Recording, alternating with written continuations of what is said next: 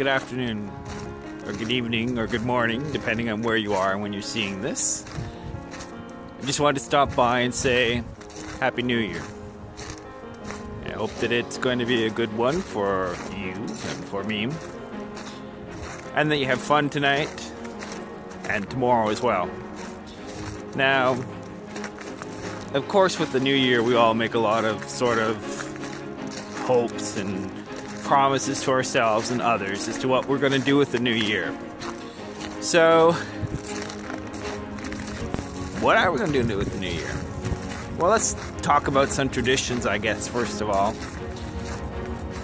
For example, New Year's, we have a lot of fireworks and displays at midnight, and the church bells or train bells ring really loud at midnight to celebrate both the year in the past and the year that's coming.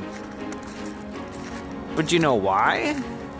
I mean, other than the fact that it's good to go out and have a party. I mean, any excuse for that's a good one. But traditionally, the reason that they clanged bells together, or pots and pans, or fireworks, was to scare away spirits for the new year.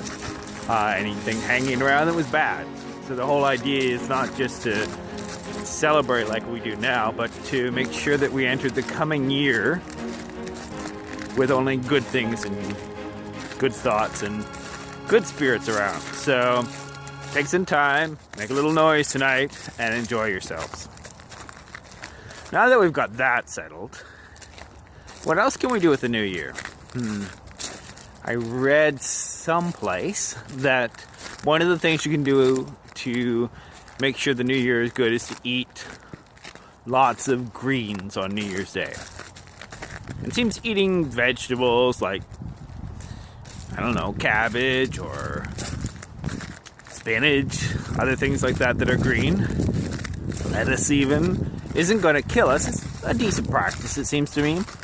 And the reason they did this, they say, is that green, traditionally the color of money, or thinking of money in the green kind of thing, is going to bring you money for the new year.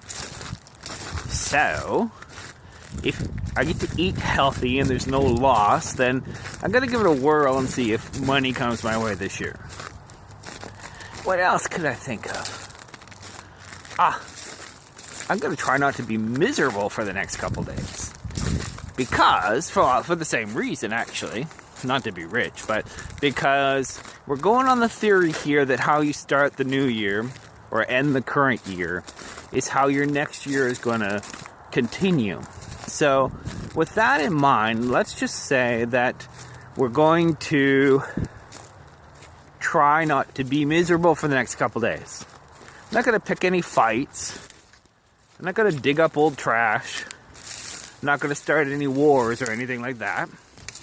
In an attempt to make sure that in the coming year, things are going to be in a decent enough track to get by. I'm going to try and be nicer to people, look at things in a positive light, and in fact, generally just look at the brighter side of things. And I hope that you can do that too. And I hope that it does work. I mean, well, first of all, there's nothing wrong with being happy. And second of all, if it does make those around you happy, then that's good for everybody as well. Otherwise, one last thing that I'm going to attempt myself here is to make sure that I end the year and start the year on a productive note. Because I've heard it said that the start of anything and the end of something is very important. So I'm going to make sure that this year gets started on a good note.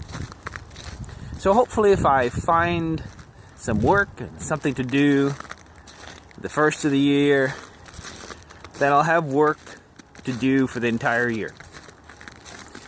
And productive work, do things I enjoy, And that way, for the entire year, I'm predicting that good things like good work and happy chores will follow me around. And there's certainly nothing wrong with that in any way. So,